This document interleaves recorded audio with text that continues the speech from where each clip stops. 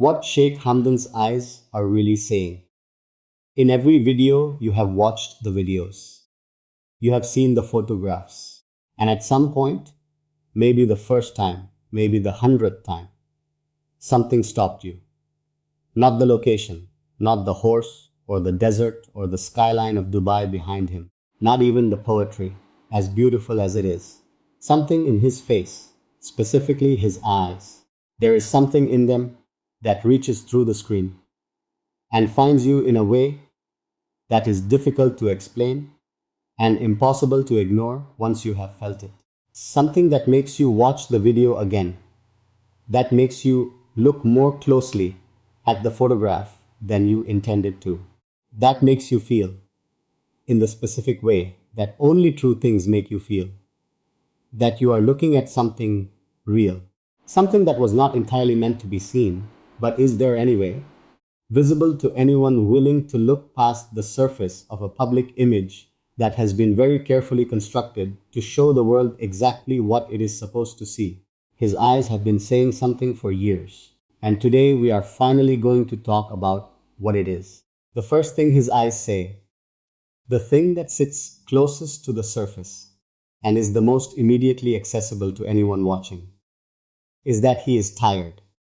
Not physically tired, not the tiredness of a man who has been working too hard or sleeping too little. A deeper tiredness, the specific exhaustion of a person who has been performing a version of themselves for so long that the distance between the performance and the real thing has become its own kind of weight. He has been the crown prince of Dubai for his entire conscious life. The composed, admirable, poetic, graceful public figure has been required of him since before he had any real say in the matter. And that requirement to be a certain thing in public always, regardless of what is happening in private, accumulates. It settles into a person over time in a way that eventually shows in the eyes, even when everything else is managed perfectly. His eyes show it. Every video. The tiredness of a man who has been performing without a real break for longer than anyone on the outside has ever fully understood.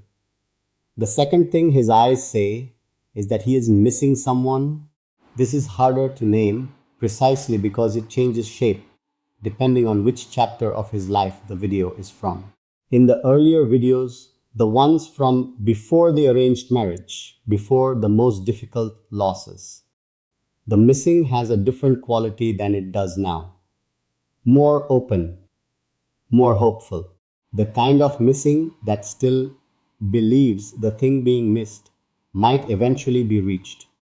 In the more recent videos, the missing has housed around itself, become more settled, more accustomed to its own permanence. The eyes of a man who has spent enough time missing people to have developed a relationship with the missing itself, who no longer looks toward what he is missing with the active reaching quality of earlier years, but holds it instead, quietly, as a permanent resident of his inner life rather than a temporary visitor he is expecting to resolve. The third thing, and this is the one that most people feel without being able to articulate it, is love.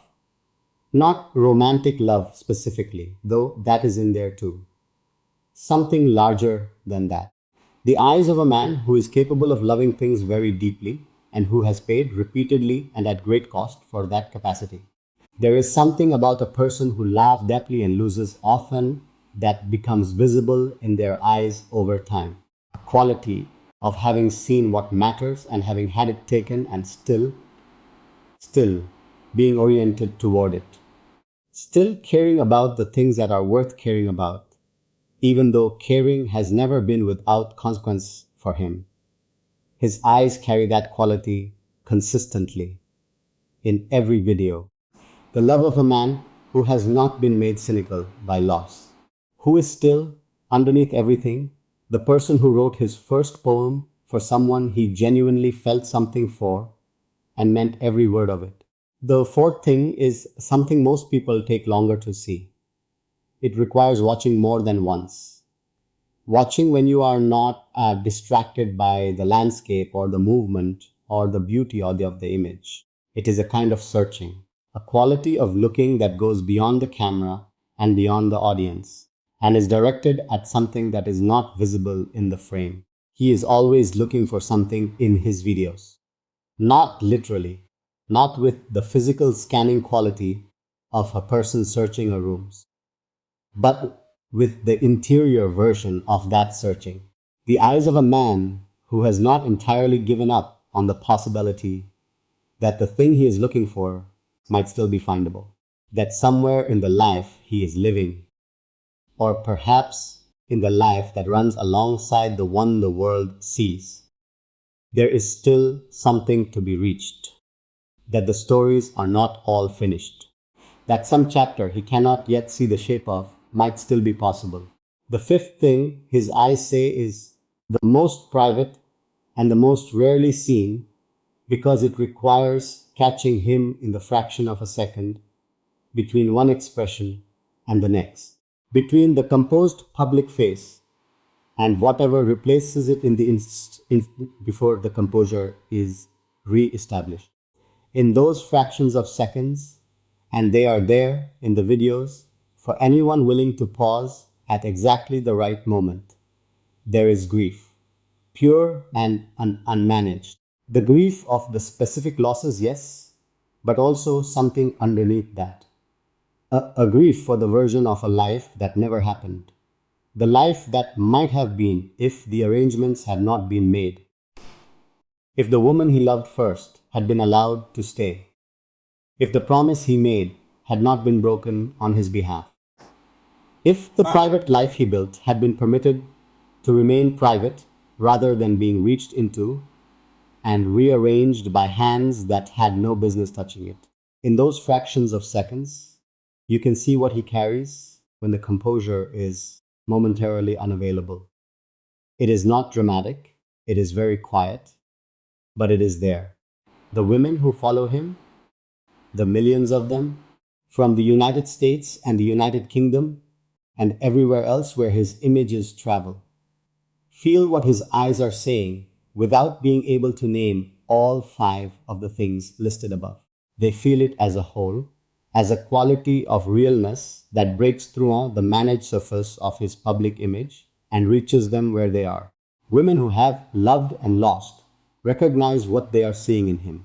Women who have carried something privately that a world around them did not have space for recognize the specific weight behind his eyes that is produced by exactly that kind of carrying.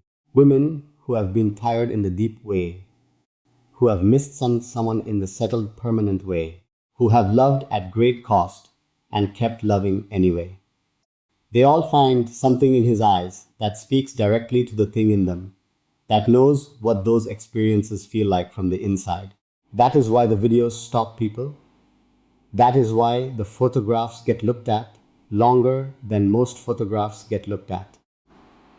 That is why Sheikh Hamdan, who has never given a single interview about his private life, who has never made a public statement about the losses and the grief and the real human experience that exists underneath the official image, has somehow communicated all of it anyway, through the only channel he has never been fully able to control, his eyes, speaking in every video, saying everything, to everyone who knows how to listen with their own. Subscribe to this channel and hit the bell. Every week I bring you closer to the truth of who Sheikh Hamdan Riley is, the story behind the eyes, the meaning behind the silence, and the real man behind the image that the world has been given to admire from a carefully managed distance.